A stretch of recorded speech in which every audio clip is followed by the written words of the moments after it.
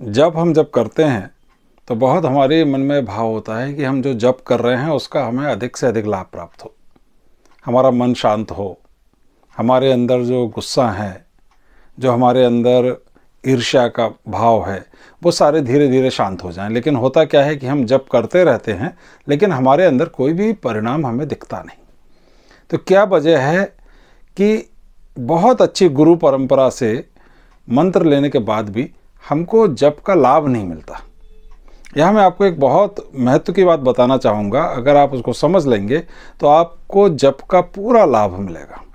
स्वामी विवेकानंद ने बहुत सुंदर तरीके से समझाया कि जब हम किसी चीज़ को देखते हैं या सुनते हैं, जप में भी हम जप को अंदर सुन रहे होते हैं, या जब हम किसी चीज़ को बाहर से सुनते हैं या कोई दृश्य हमारी आँखों पर बन रहा होता है, यानी कि 5 सेंसेस के थ्रू कोई भी इन्फॉर्मेशन जब हमारी एक्सटर्नल ऑर्गन्स पर आती है, जैसे आँख पर कोई दृश्य का बिंब बना, वहाँ से वो चित्र नर्व करंट में कन्वर्ट होके अंदर जाता है और जो उसका करस्पॉन्डिंग ब्रेन सेंटर होता है वहाँ तक वो इन्फॉर्मेशन नर्व करंट की फॉर्म में पहुँच जाती है।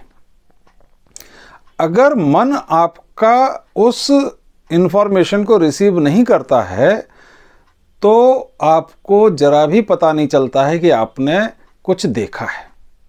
कई बार ऐसा होता है कि आपका ध्यान कहीं लगा है और आपके सामने से कई चीज़ें गुजर गई, आपने नोटिस ही नहीं की, जबकि आपके रेटिना पर उसका बिंब बना और वहाँ से नर्व करंट में तब्दील होकर वो करस्पॉन्डिंग ब्रेन सेंटर तक वो इन्फॉर्मेशन पहुँच गई।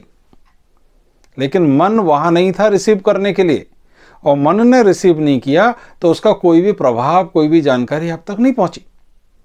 कई बार आप कोई किताब पढ़ रहे हैं और आपकी माँ या आपकी बहन आपको आवाज़ देकर बुला रहे हैं कि खाना खा लीजिए, लेकिन आप डूबे हुए हैं, आपका पूरा मन उस किताब को पढ़ने में डूबा हुआ है। लेकिन जो शब्द ध्वनि है वो लगातार आपके कान तक ट्रैवल करके पहुंच रही है, वहाँ से नर्व करंट में तब्दील होकर ब्रेन सेंटर्स पर भी पहुंच रही है, लेकिन आपका मन चूंकि किसी और चीज़ में लगा है तो वहाँ से वो इन्फॉर्मेशन रिसीव नहीं हो रही है। फिर जब माँ पास आके कहती है, इतनी देर से आवाज़ दे रही थी, तूने सुना नहीं? अरे नहीं, मैंने वाकई नहीं सुना।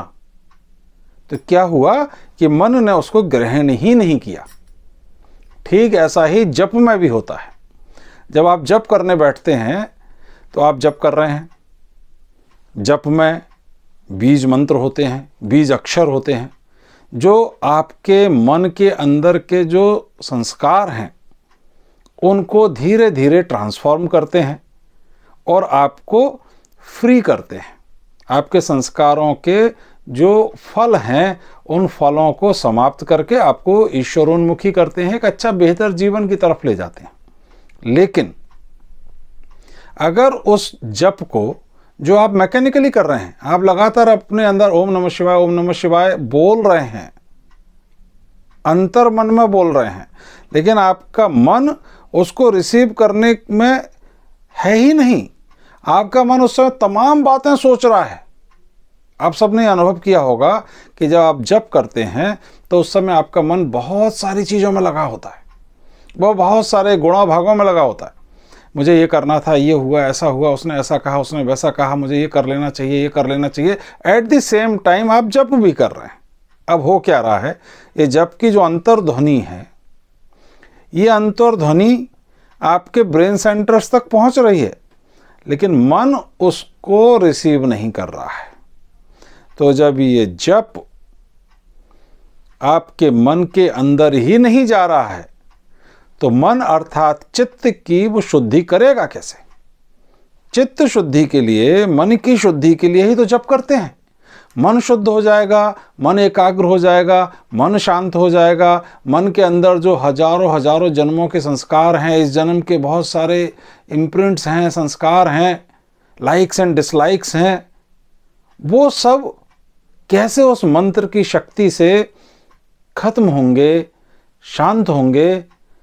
क्योंकि वो मंत्र तो मन के अंदर जा ही नहीं पा रहा है। लेकिन आपने देखा होगा, जब कभी थोड़ी देर के लिए आपका मन उस मंत्र को रिसीव करता है, यानी कि और सारी चीज़ें उसमें से हट जाती हैं, तो आपको बड़ा अच्छा लगता है।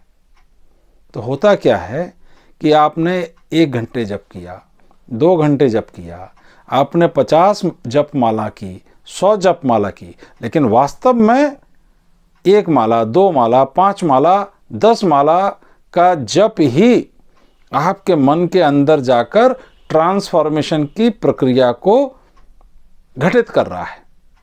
तो जितना आप एक्सपेक्ट कर रहे हैं कि मैंने 100 माला की, उतना प्रभाव नहीं आ रहा है। क्यों नहीं आ रहा है? क्योंकि मन उसे सुन ही नहीं रहा है। जब मन सुनेगा, मन के अंदर ये मंत्र जाएगा, जब मन की भूमि पर, चित्त की भूमि पर इस मंत्र की कारपेट बॉम्बिंग होगी, यानी कि आपने 10,000 मंत्र अपने मन के अंदर डाले, तो वो 10,000 मंत्र अंदर जाके अपनी शक्ति से आपके पुराने संस्कारों को शांत करेंगे। आपका क्रोध कम होगा, आपकी ईर्ष्या कम होगी, आपके अंदर का लोभ लालच कम होगा, आपका हृदय विशाल होगा। तो ये परिवर्तन, और आपकी भक्ति बढ़ेगी। भक्ति बढ़ेगी तो ईश्वर की कृपा आप पर बढ़ेगी। ये तब होगा जब आप जप को सही रीति से करेंगे। तो अगर आप ये समझ गए कि मन आपके जप को ग्रहण करे, ये अत्यावश्यक है जप का लाभ लेने के लिए। जपात सिद्धि, जप से जो सिद्धि प्राप्त होती है वो तभी संभव है जब आपका मन उस जप को करे। तो जब भी जप करने बैठें, बार बार ध्यान रखें कि जो अंतर्ध्वनि जप के अंदर आ रही है उसे आपका मन ग्रहण कर रहा है या नहीं, या कहीं और लगा है। कहीं और लगा है तो उसे पुनः वापस लाएं और जप को सुनने में लगाएं, जप को ग्रहण करने में लगाएं। उम्मीद है आप सबके जप सफल होंगे और आपको जो परिणाम चाहिए वो परिणाम आपको मिलेगा। बहुत बहुत धन्यवाद। Thank you very much. नमस्कार।